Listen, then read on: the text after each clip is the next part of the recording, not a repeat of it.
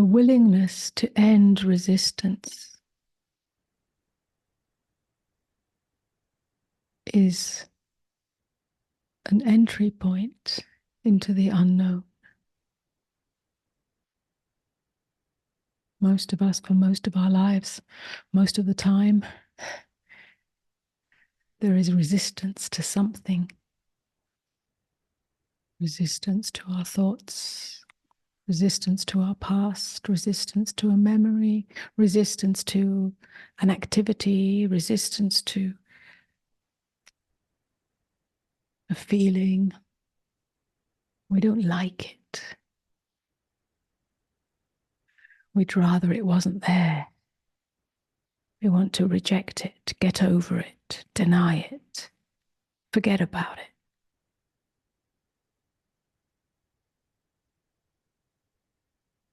We spend a lot of time and energy trying to change our internal landscape to make it better, brighter, happier, and so on. When all that comes to an end, then what? Then what do we do? Then what do we invest ourselves in? Where does the self go? What's its role now? Is there a self still? It's like the whole structure comes undone.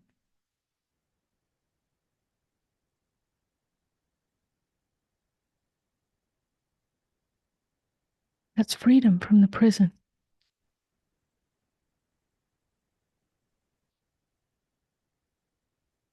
What was taken for granted, and yet at some point there's a yearning to move on from that, to be free of that. But still it was taken for granted. There's not the possibility to see beyond that prison, beyond that structure. And any attempt to imagine what it's like on the other side of that seeming prison conjures up all sorts of images, or conjures up no image, because the mind cannot grasp it. But once it comes undone, it is really seen for what it is, or what it was, which was a bunch of mental and emotional and energetic acrobatics, strategies to control experience, to control your internal state and your external state at times, but mostly it's about the internal. And then the cosmic joke of it can be seen. It was a prison of your own making.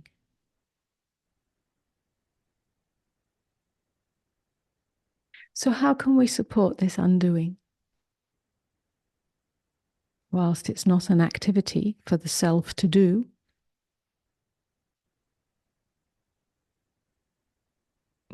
there is value and wisdom in bringing to attention, bringing to awareness, bringing to our understanding how this mechanism plays itself out, how the formation of the separate self plays itself out, how the veiling takes place. It's called a veiling because it becomes the lens through which we see reality, our world. It gets colored by that.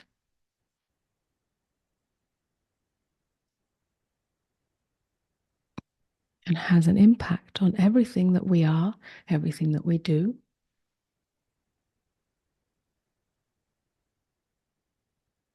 Every way that we interact with ourselves, with each other, with life. So how can we support this unveiling? this undoing.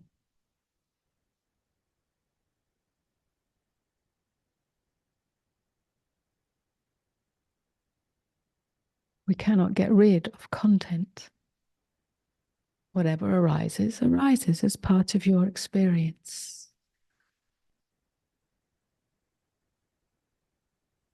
But we can support ourselves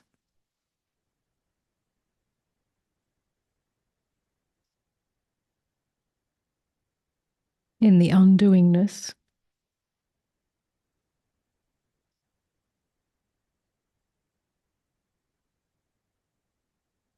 by becoming aware of how we interpret and interfere with experience. We constantly label and name and categorize our experience. We put it in various boxes of good, bad, welcome, unwelcome, pleasurable, painful, spiritual, unspiritual, and so on.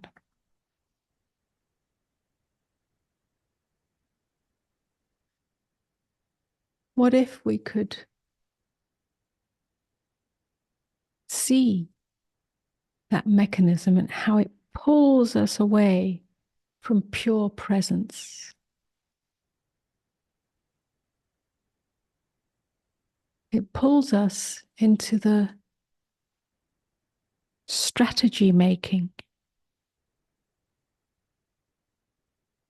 If it's good, welcome, spiritual, then I'll try to recreate that or hold on to it, add to that particular box. But if it's painful or unwelcome or unspiritual, or I'll put it in a box and shove it in the corner so I don't have to look at it. I can get rid of it, and so on. But if we could see, that's a movement, that's an inner movement. It's actually the movement of mind or the movement of awareness as it gets funneled into good, bad, this, that, whatever categories we're making. And then it gets entangled with some kind of strategy. That's where all the energy is invested. What if we were able to see that just for a moment here, in this situation, in this situation, in this circumstance, in this experience, and just stop? It's a gentle stop. It's a gentle presence here, not moving away. Here. This is the undoing. The undoing takes place in the micro moment. Yeah? Here, or here, or here. Yeah? When we notice it, when we're truly willing to meet our experience from freshness,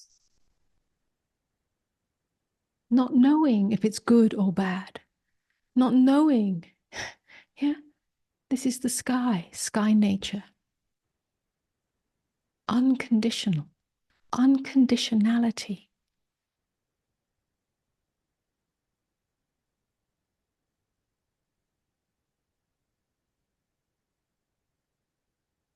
Unconditionality is actually a living state of forgiveness. Forgiveness is not an action or a thought or a process. Forgiveness is letting it be, letting it be. The sky letting the clouds be. The sky letting the storm be. Everything has a rightful expression. But the sky is not forgetting itself. and believing itself to be the storm or be the cloud. We do, as human beings, we do forget mostly. But here's the invitation, here's the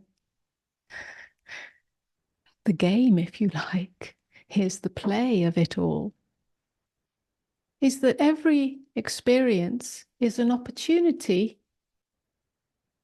to recognize sky nature.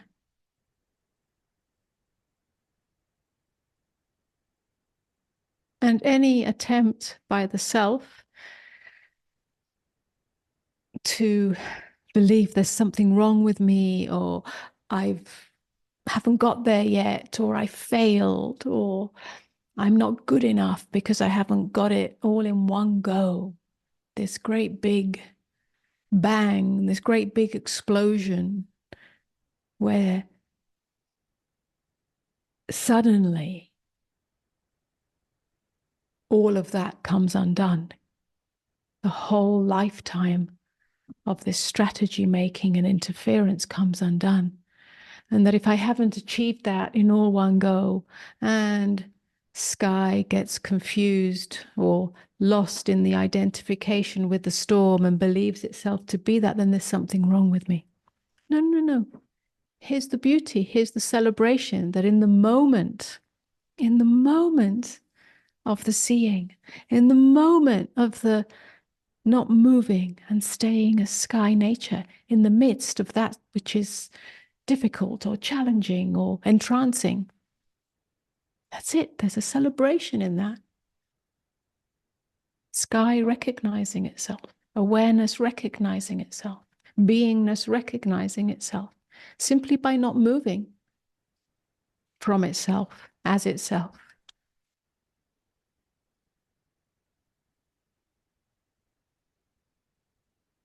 Gradually, the veils come undone because you're no longer entranced by them. You're no longer interpreting experience, categorizing experience. You're no longer interfering with experience.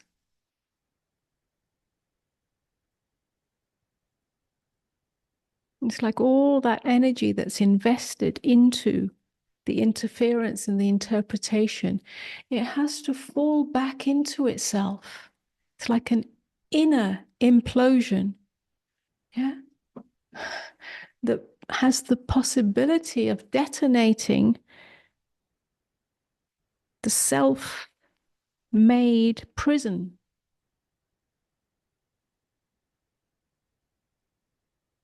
It just comes undone. It's not necessarily a big deal. It's just that the windows have opened. The windows that you never knew were there, misted or dusty, have just opened.